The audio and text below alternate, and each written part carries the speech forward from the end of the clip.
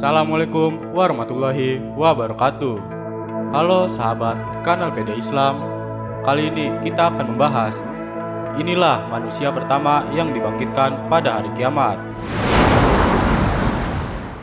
Hari kiamat atau Yaumul Qiyamah adalah peristiwa dahsyat di mana alam semesta akan hancur dan tak satupun makhluk yang tersisa.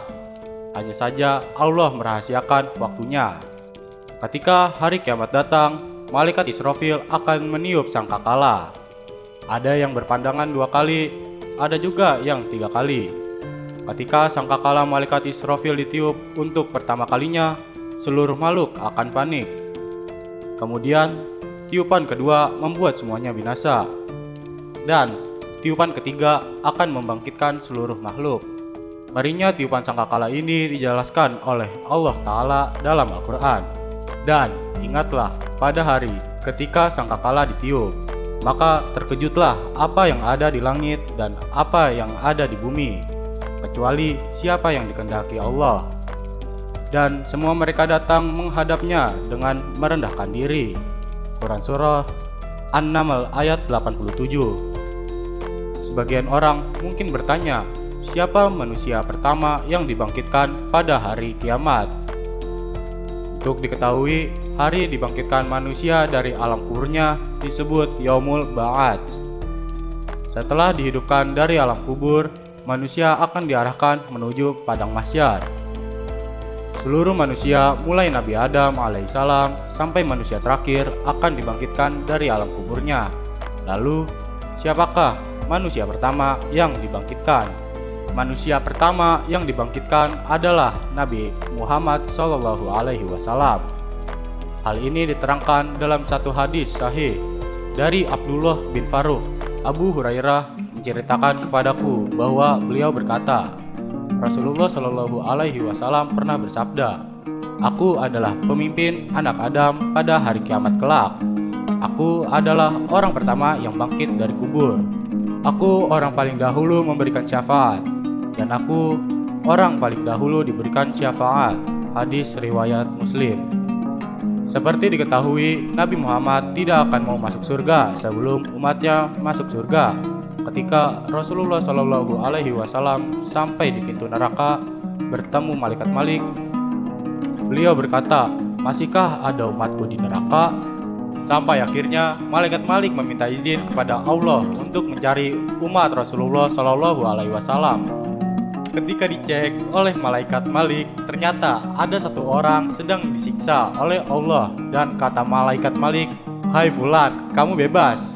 Itu terjadi karena syafaat Rasulullah SAW. Wallahu a'lam.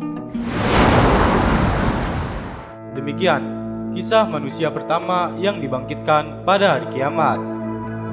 Jika kalian suka dengan video ini, kalian bisa like, comment, and subscribe. Dan jangan lupa ya, di-share ke grup WhatsApp kalian. Terima kasih. Assalamualaikum warahmatullahi wabarakatuh. Ada beberapa wilayah yang ada di belahan dunia mempunyai waktu dalam menjalani puasa Ramadan yang berbeda.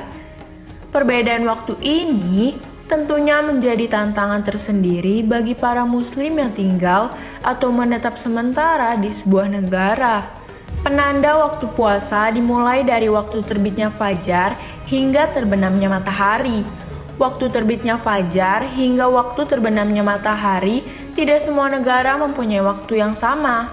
Hal inilah yang membuat sebagian orang yang tinggal di wilayah tersebut harus bisa beradaptasi. Pada tahun lalu, negara Argentina mencatat puasa tercepat yaitu hanya sekitar waktu 11 jam saja. Ternyata cepat juga ya. Hal ini tentunya menjadi keberuntungan bagi orang-orang muslim yang berada di Argentina.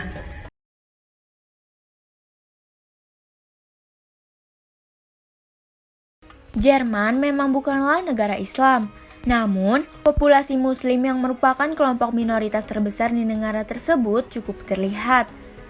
Menurut lembaga pemerintahan Jerman yang mengurusi masalah migrasi dan pengungsi, pada tahun 2015 diperkirakan ada 4,4 sampai 4,7 juta muslim yang tinggal di Jerman. Dari angka tersebut, ada 1,9 juta diantaranya berkebangsaan Jerman. Masya Allah, banyak juga ya. Lalu, bagaimana kehidupan masyarakat Muslim di Jerman? Berikut adalah fakta menarik tentang Islam di negara yang sangat terdepan dalam bidang sains dan teknologi tersebut. 1. Islam sudah ada sejak abad ke-17 di Jerman. Masuknya orang-orang Islam pertama ke Jerman dimulai pada tahun 1683 sebagai tahanan pengepungan kota.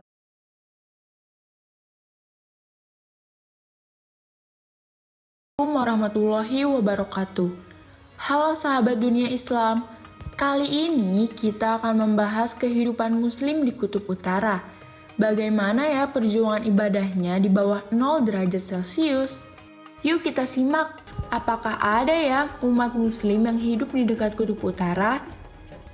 Jawabannya iya, ada. Setidaknya ada 2 kota yang ditempati umat Muslim dan lokasinya dekat dengan Kutub Utara, yang jaraknya hanya hitungan ratusan kilometer dari lingkar Arktik, atau suatu garis imajiner penanda kawasan Kutub Utara. Jarak yang terbilang cukup dekat dari Kutub Utara yang ditandai dengan suhu 2 kotanya mencapai minus puluhan derajat Celcius loh. Sedikit sejarah soal Islam di Noordelijk dan Inuvik. Islam di 2 kotanya didatangkan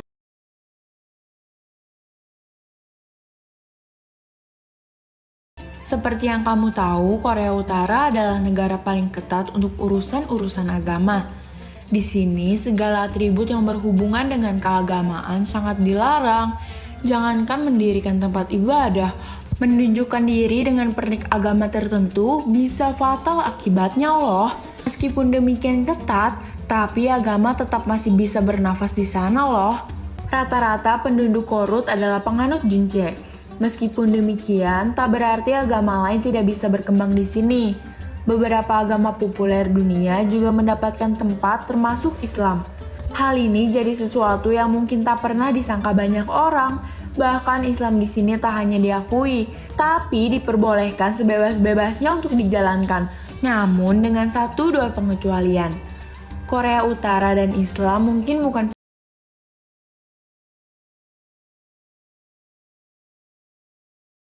1. Mesir. Sama seperti Indonesia, Mesir memiliki kondisi di mana penganut agama Islam mendominasi demografi mereka. Dengan total populasi muslim sekitar 85-90%, Idul Fitri di Mesir dirayakan dengan sukacita dan penuh tradisi.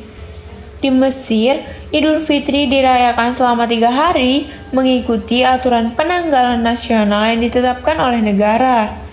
Di negeri yang dalam banyak film dihuni banyak mumi itu, masyarakat juga melakukan silaturahmi usai sholat Idul Fitri. Selain itu, mereka juga menghadiri doa di masjid setempat hingga menghabiskan waktu bersama keluarga di rumah. Mirip seperti perayaan Idul Fitri di Indonesia,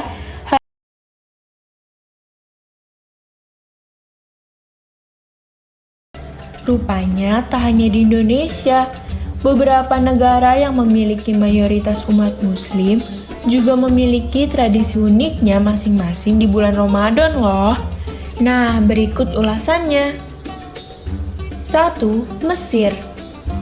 Umat muslim di Kairo, Mesir, memiliki tradisi unik untuk menyambut datangnya bulan Ramadan. Biasanya mereka akan memasang lampu tradisional di setiap rumah yang disebut dengan lampu fanus. Seperti banyak tradisi lain yang terkait dengan festival keagamaan, Lentera memiliki makna budaya yang penting bagi umat Islam loh. Rupanya, tradisi ini telah muncul sejak Khalifah Fatimiyah memerintah sebagian besar umat muslim di dunia melalui Mesir.